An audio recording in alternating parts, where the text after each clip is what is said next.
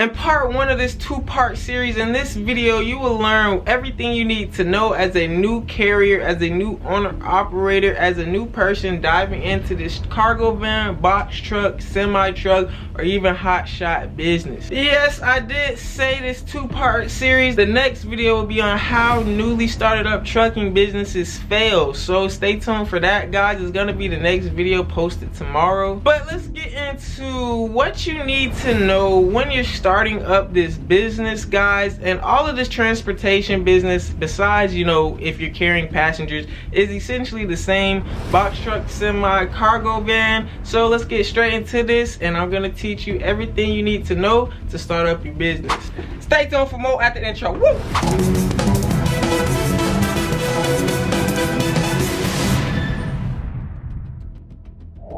So as you can see from the intro, guys, this video, you don't want to miss anything. It's gonna be an absolute banger, so just go ahead and hit that like button before we even start the video. And while you're at it, while you're hitting that like button, you might as well go ahead and hit that subscribe button as well. So join the family and let's make this money the easy way, because this is Black Investors Group, where we do post daily and I do teach you the most simple ways to make this money. I know I'm talking a lot, but let's go.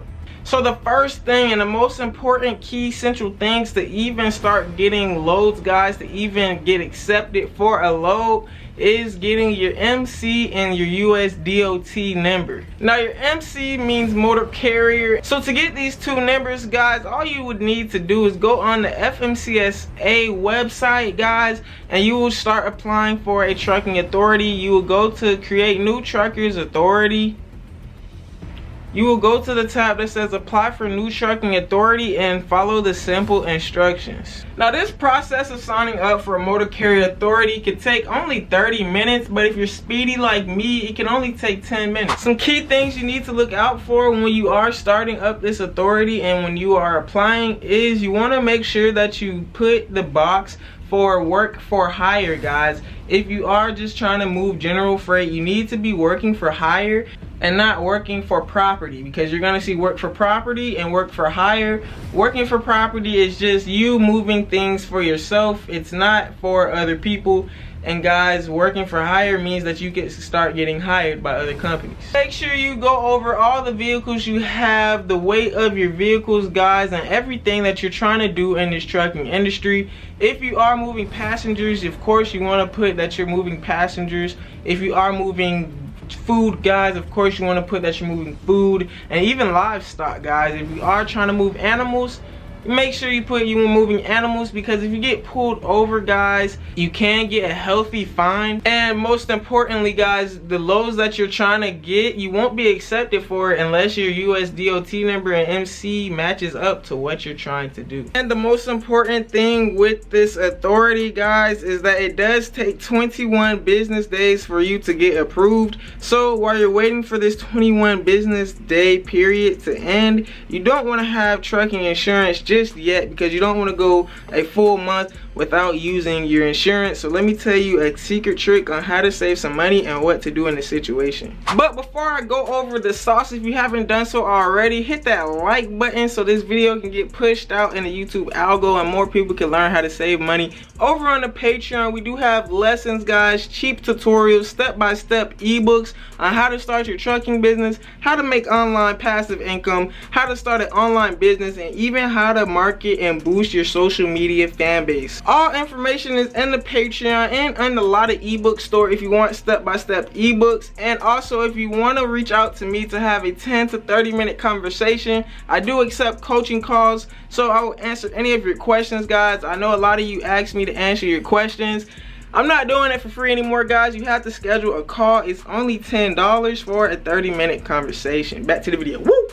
So while you are waiting on this 21-day waiting period to be over, these are the first steps that's in the trucking business to get started. So you've just applied for your MC and DOT number. So all you need to do now is just wait those 21 days. But on day 17, on day 18, probably 16, just to be safe, guys, what you want to do is you want to go ahead and start up that insurance policy, just so that you won't be paying, you know, almost $1,000 and you can't even work with your truck, guys, or work in the business because you don't have your authority yet. So just wait until about day 17.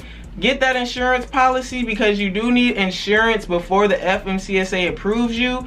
But guys, you do have time to do it all the way up until day 19 or 20 because the FMCSA, they pretty much approve you at the very last minute of that 21-day waiting period.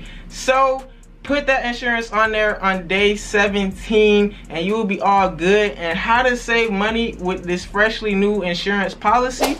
As we all know, commercial trucking insurance is very, very expensive. I pay $860 a month just for a 2011 cargo van. And I know box trucks are paying somewhere around $1,200 to even probably $1,500 a month for just one single truck. So my advice to you guys, and this absolutely works, is that you need auto liability, guys. You need a $1 million auto liability to be eligible to get approved by the FMCSA. So what you want to do with this policy, when you're starting it up, you're on the phone with your insurance agent, you want to tell them, hey, give me $750,000 auto liability. This way, guys, this auto liability will indeed make your down payment on your insurance cheaper by $200 to even $300. And so once you have this $750K on your insurance policy started up, now what you want to do is you want to wait 2 or 3 days. Now you're on day 20 or day 19. Whenever you want to wait, you can even wait 1 day if you want to. But after that waiting period that you do decide, you want to go ahead and upgrade it to the $1 million auto liability so that you can still get approved from the FMCSA. So a recap, guys, if that was unclear, instead of $1 million auto liability, get the $750 when you are firstly doing your insurance policy. Once you have your insurance policy, now you just saved $200. Go ahead and put the $1 million on there, guys, and now you can start driving with FMCSA. Some other things that you need to know is that you're gonna need a UCR and a BOC3 filing, guys. These are just paperwork filings for your company and for your trucking company. So go ahead, UCR and BOC3, important things to know. I'm not gonna get into that too much because I already went over all of this stuff step by step. Boom! In this video right here, go ahead and check out how to start up your cargo van business or your box truck business, and all of these information that I'm going over with you now is explained in detail over on that video. Another thing to look out for when you're starting up this business is that if you're hauling over 10,000 pounds, guys, so if you are working with box truck or semi truck, you're gonna need to get a drug testing, guys. You're gonna need to do a mouth swab drug testing or even a urinary analysis. But the FMCSA will reach out to you and give you all of that information after you get approved, guys. And all you would have to do is go to your local lab and take the test. Now, a very important topic right here is that if you are renting, yes, all my renters, you need to turn your ears on. You need to listen to this very important information that will make or break your business that I'm gonna be telling you this free sauce. For all my renters out there, guys, there are extra fees, extra costs involved for you. Even though you've done everything correctly, UCR, BOC3, everything, you just don't have your truck. But don't worry, you can absolutely make still $500 a day even in a rental truck. So let me show you how. I'm sad to say, and I'm sorry to say, but my renters, guys, you have it hard because now you still have an extra cost, an extra hump on your back that you have to pay your rental company. So let's just say you go with a company like Ryder or Enterprise or even Penske, guys.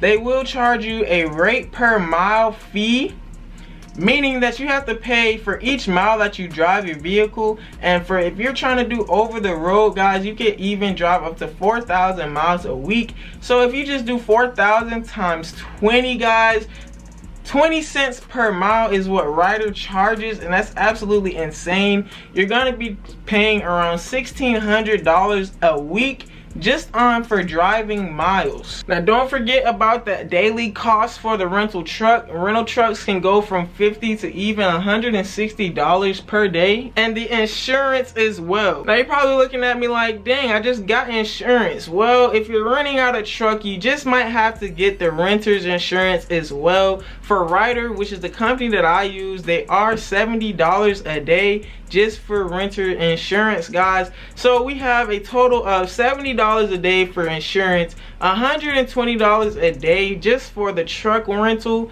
plus let's just say $100 for the miles that we have driven each day. So you're gonna be paying anywhere from $400 to even $600 a day just to rent out this truck. So to survive in this industry, if you are renting out a box truck, guys, you are gonna need to be making $1,000 per load, which is not hard in this industry depending on where you are at, what location you're in. The good states are like Texas, South Carolina, North Carolina, all the way northeastern, guys. Those are some good states to be in. Oregon area and California. Florida is good to go into, but it's bad rates coming out of Florida. You're gonna get about half the rate that you can normally get in this industry. And that brings me to my next topic, guys, and my final topic. But before we get into it, if you haven't done so already, go ahead and smash that like button, man, so this video can get pushed out to many others. Give that like button a big pop, guys. The industry is very low right now. The rates per mile is very bad. They are paying only about an average of $1.80 to $2 per mile. And like I said, if you are in the state of Florida, you're looking at $1.50 to $1.70 on average just to try to get out of Florida. But guys, if you don't know what type of rates are good, we need stuff over $2, okay? We need $1.90 at the lowest and $2, you know, $2.10 per mile. If we can get $2 per mile on every load, everybody will be successful in this trucking industry. But it's just way too competitive, way too saturated, because like I said, I went over this video in about 10 minutes, and this is all you need to start up your business, guys. The FMCSA authority and insurance, that's it, and a truck. And like I said, you can rent out your truck. So a lot of people don't even have their own box truck, but they're still in this business making good money. But yeah, guys, rates are just very low right now. A lot of things are saturated. The loads are getting taken off the load board, and this is due to dispatchers. Now you're gonna need to get yourself a dispatcher if you're new to this trucking industry, because you don't want to waste a lot of time on a computer trying to email these brokers while you're driving. That can be very stressful and very dangerous, because if you're driving, guys, and you're trying to get your load for tomorrow, you need somebody to do that for you. And for a dispatcher, it'll be a 10% load fee, or if you just go with one dispatcher, it'll be $300 to $400 per week for the dispatching fee. Now I don't suggest going with only one dispatcher, because you know one dispatcher can use one load board, but let's just say you have 3 dispatchers and another one is using 2 load boards that your first dispatcher is not using. So you're just getting, you know, a bunch of different loads sent to you, and you can pick the best option. Guys, these dispatchers are just on the load boards all day. As soon as the loads get posted, they're already in the broker's email trying to bid on that load. So it's gonna be tough for you to get loads, especially while you're out over the road. But even though rates are low, guys, it's still totally survivable in this industry. Even if you're renting out a truck, it just takes hustle. Like I said, you have to make over $800 a day to be profitable for the week. You can't go one day without a load, guys. If you have a missed load,